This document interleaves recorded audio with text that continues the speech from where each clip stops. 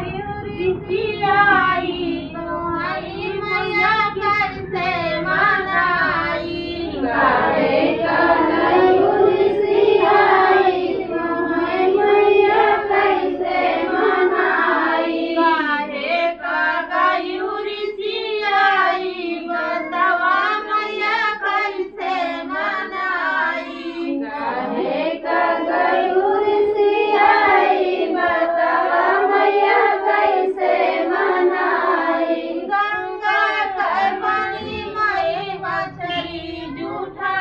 रे गंगा के पानी में मछली जूठा रे गंगा के पानी में मछली जूठा रे गंगा के पानी में मछली जूठा रे तुआ के दरिया बनाई बतावा माई कैसे मनाई केतुआ के दरिया बनाई बतावा मैया कैसे मनाई केतुआ के दरिया बनाई बतावा माई कैसे मनाई केतुआ के दरिया बनाई बतावा मैया कैसे मनाई काहे कलयुगी आई बतावा माई कैसे मनाई काहे कलयुगी आई बतावा मैया कैसे मनाई बगिया पे फूलवाई भवरा जूठा रे